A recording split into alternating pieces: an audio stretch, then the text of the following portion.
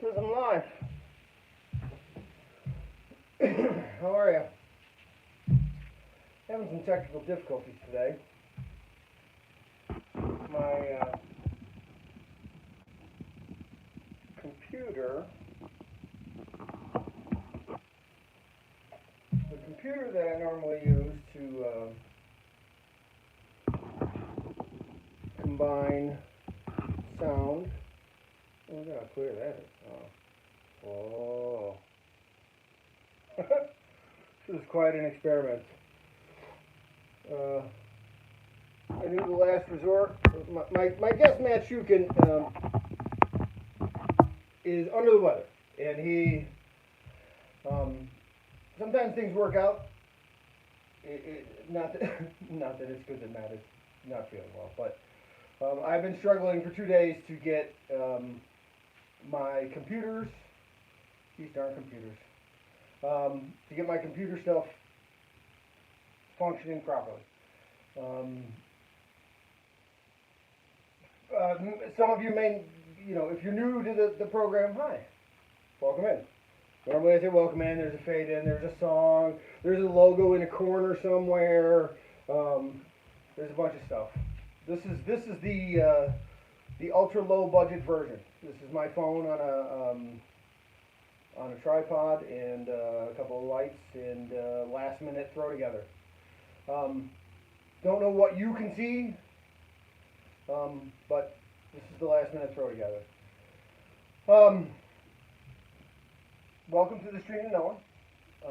Hopefully you're someone this week. Last week Cheryl was great, Cheryl Rohde, and I know that she has a ton of fans and brought in a number of new subscribers. So if you're one of them, great. It's great to have you on board. If you're one of our regulars for a while, thank you.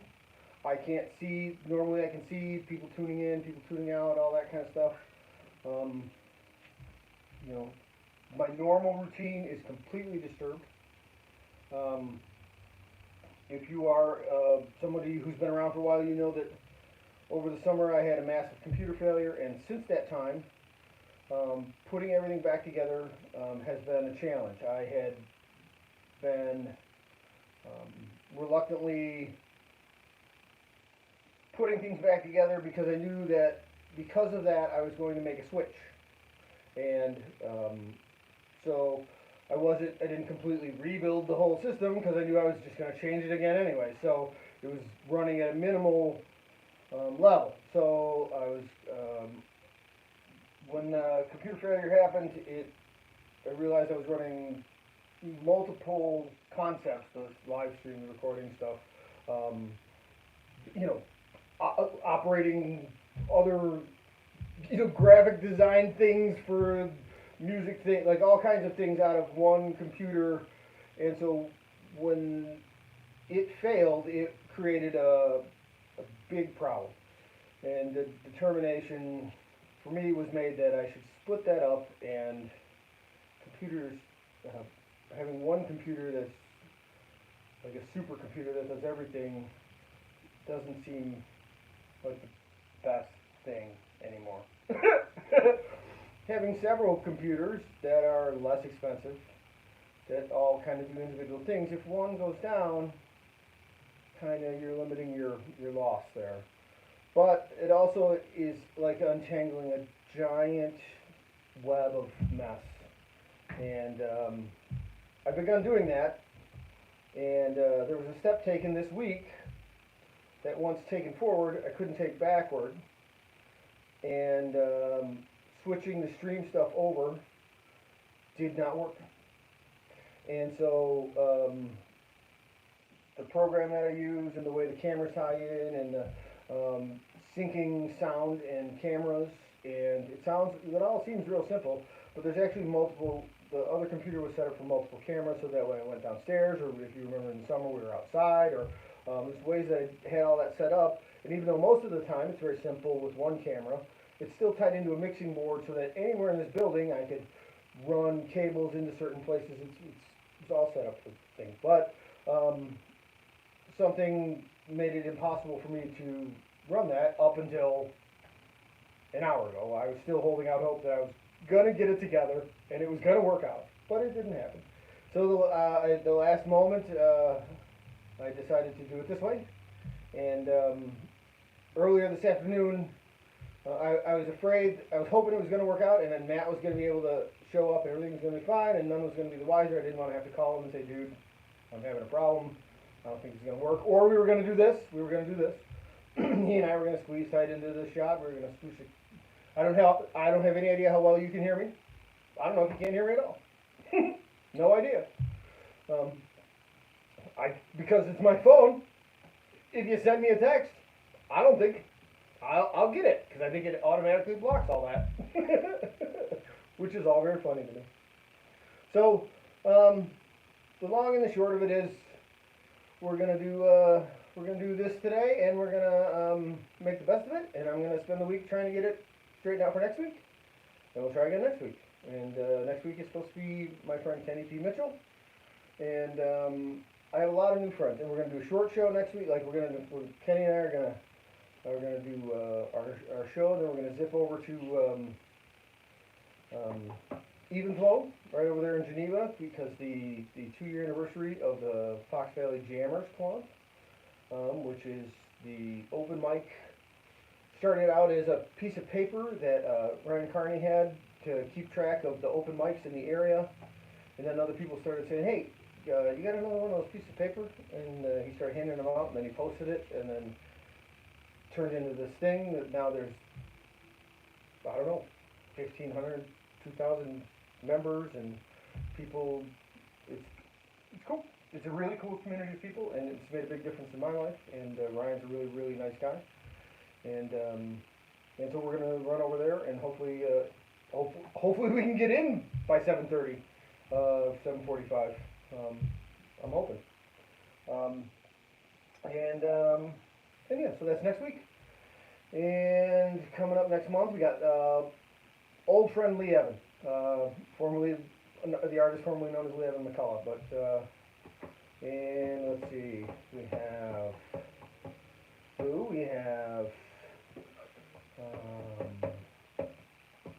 let's see, Kelly, which was by Rebel Road now. And the band MeL Muzic. On the 22nd, MeL Muzic will be playing at the Arcata Theater. We're doing another live showcase. So I hope anybody can make it up there to see the band do 30 minutes up there on Tuesday the 22nd. So there'll be no stream that night. I don't know. Maybe we'll set up a phone and stream from up there. There's an idea, right? Maybe I'll do that. And what else we got? Getting the announcements out of the way now. We'll do that. Last week I forgot to do the album side of the week. And the album side that I had set up last week was Cheryl, and she was so exciting that I forgot to do the album side of the week. And I had Men at Work set up for last week. And this was a fun record when I was in high school. Side 1, Who Can It Be Now?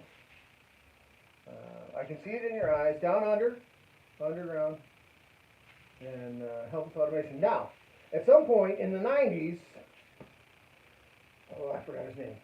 I was in here. Colin? I think it is. He went on tour.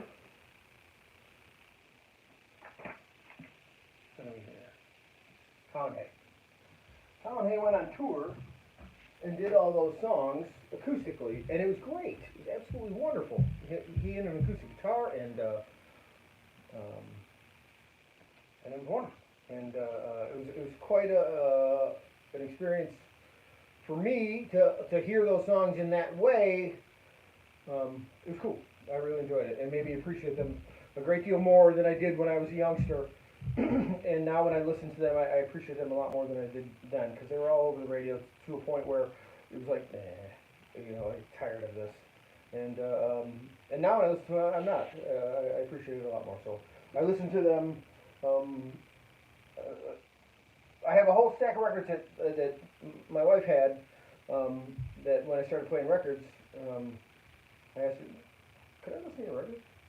And she had them in a box, and I started going through them, and some of them are pretty funny, like Bobby Vinton. There's a Bobby Vinton record in there. There's some fun stuff in there, and there's some cool things. That's the Led Zeppelin stuff was hers, so it's cool, and that one's hers too. So I appreciate that. So that was supposed to be last week, but we made it this week. We got the announcements out of the way. We got next week, album side of the week. I got nobody to ask questions, so I don't have to ask a question.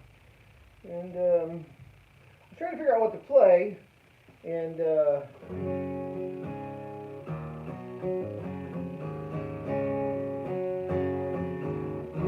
when I pulled my guitar out of the case, it was horribly out of tune, and I was struggling to get it in tune before it was time to go. And I was trying to think, I could do, this, I don't know if I did this song. I was thinking that there's a song I wrote a long, long time ago called Still the Same.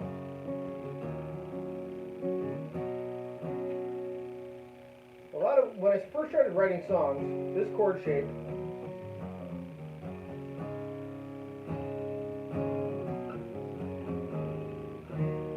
was the root of most of the songs I wrote, because it was all that my hand could accomplish. So you'll hear a lot of the songs that I write, or a lot of the early songs that I wrote, it was all that I could do. So I'd move it around in different ways, and I would structure it in different ways. And a lot of what I'm doing in this writing, talking about writing songs, is in a sense to pay it forward, because I've said this to a bunch of people recently, and I mean this sincerely. I've had a lot of people say a lot of really nice things to me recently, and I don't take compliments well. But I'm trying really hard. And it's not, but it's weird. But I will say this. I also have people say, well, how do you do this? I can't write a song right.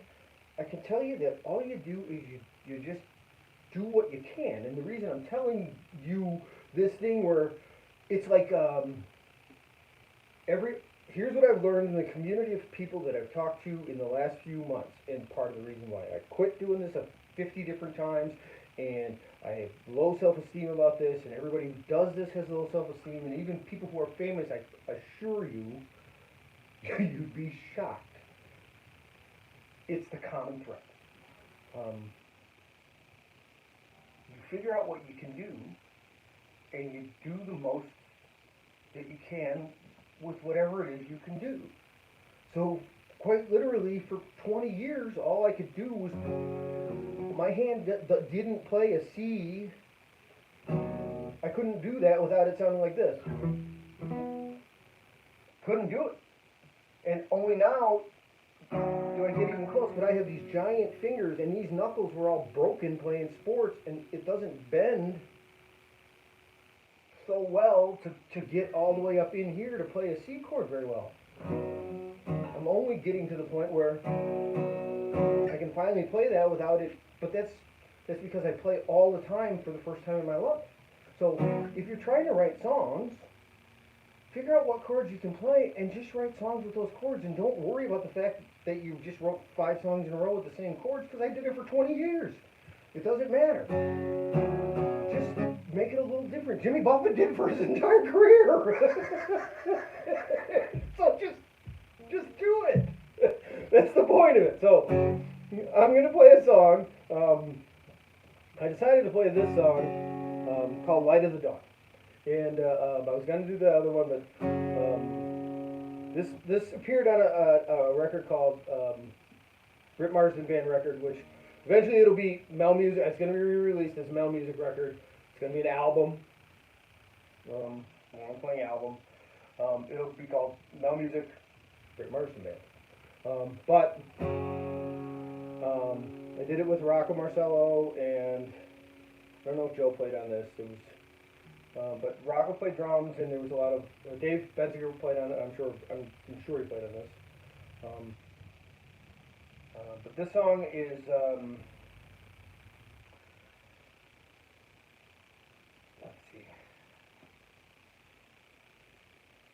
after I got divorced, I lived in a little bitty apartment, and things were pretty bad. Again, there was a period of time there where I lived in this little apartment. I would go play my guitar, and I had to play it really quietly. I wrote some songs that I learned how to finger pick, because I could only play quietly.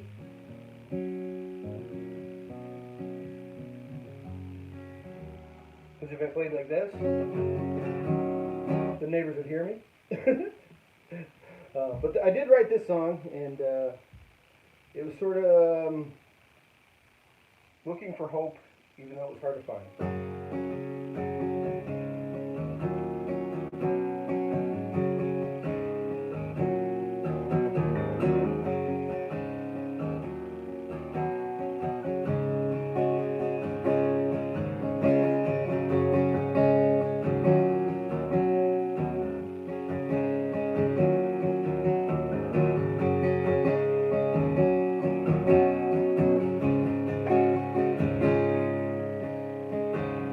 Yet again in a brand new place, navigating terrain unknown.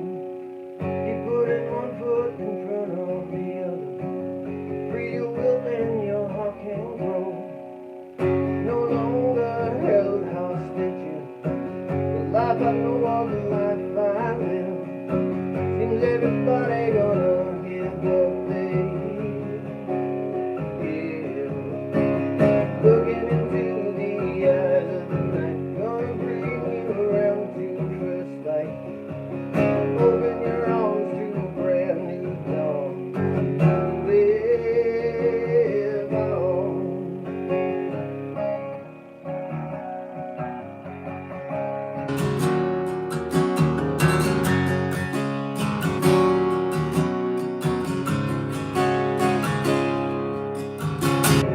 Righteousness and consciousness in your belief of what life is.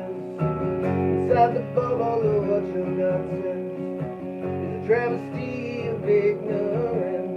Pretending to know what you've been through. How can you know what the answer is? Don't even know how to ask the question yet. Looking into the eyes of the night, gonna bring you around to first light. Open your arms to a brand new dawn.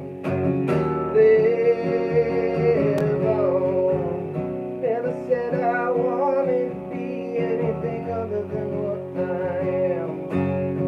The secret is figuring out what it is, and the truth that you sought dwelling deep in your heart. Looking into the eyes of the night, gonna bring you around to first light. Open your arms to a brand new dawn. Live on, live on, live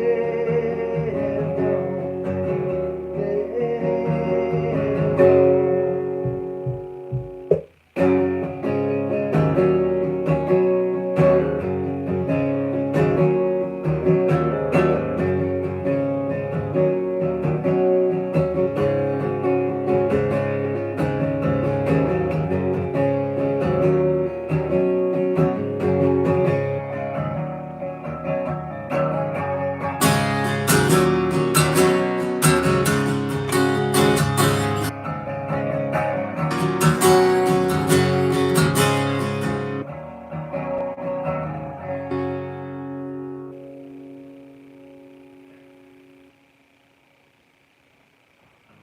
Now, if you'll notice, it's the whole trick to, at the end, my friends call them Mike Marsdenism, but I'll do something in a song where I only do it one time, or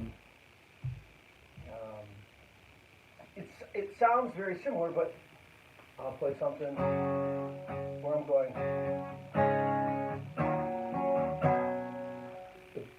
Just once I'll go.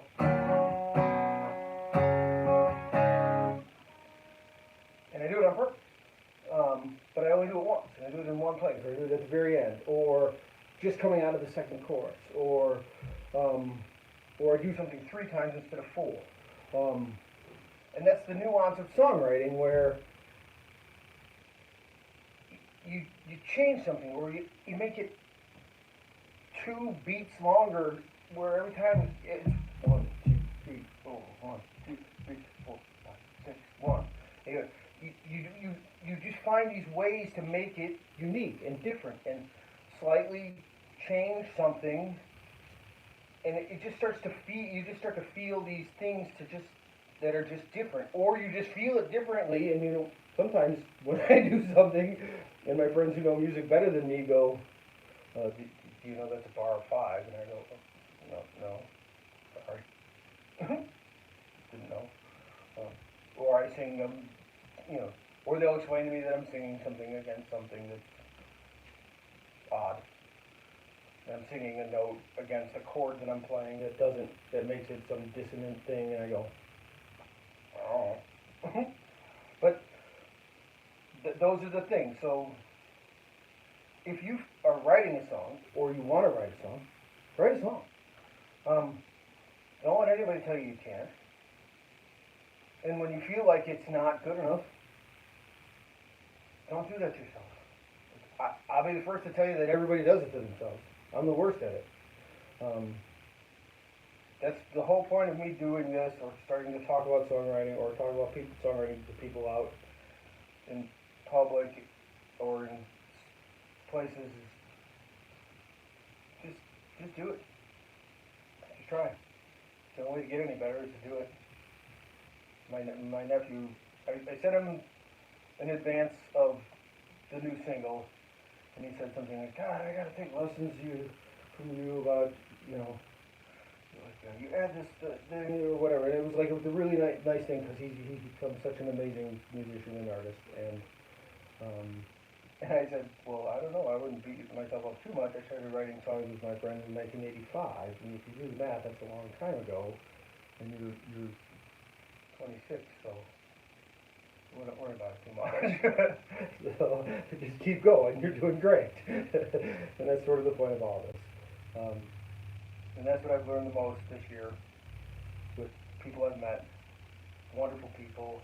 Age doesn't matter, whether you start in your 50s or whether you started when you were a kid, and however far you advanced when you were in your 20s, or whether you had to put this down for a little while to take care of some other things. Just do it. If that's what you want to do it. Don't let anyone tell you you can't. And if somebody tries to tell you you can't, I don't think that's a person you should be listening to anyways. So, time for dumb joke of the day. Oh good, he's not far. I was afraid he was in the other room and it was going to be a problem, so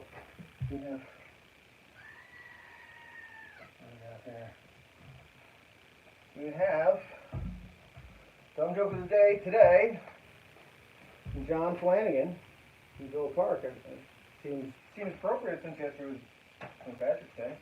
Weird, right? That's weird. That's weird. John Flanagan writes, why does Irish chili only have 239 beans? Seems like a rarely specific number, doesn't it? And I would say, I don't know, why does Irish chili only have 239 beans? Well, it's funny you ask. Because if it had just one more bean, as John Flanagan would say, it would be 2 parties.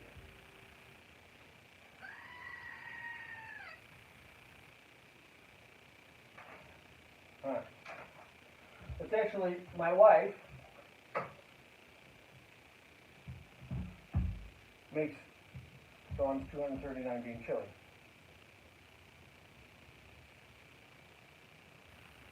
Right, I know. Okay. Have a wonderful week. I hope you can hear any of this. Maybe this whole thing was muted and for 24 minutes it was silence. Either way, we got to do this. Sorry. Pokes you up my nose. Sorry. Stop. I don't know how to make it stop. That's a trick, isn't it? Push it. pushing the foam in every possible capacity. I guess we're just going to have to let it go forever. Okay, maybe? No. Okay. No. No. Okay.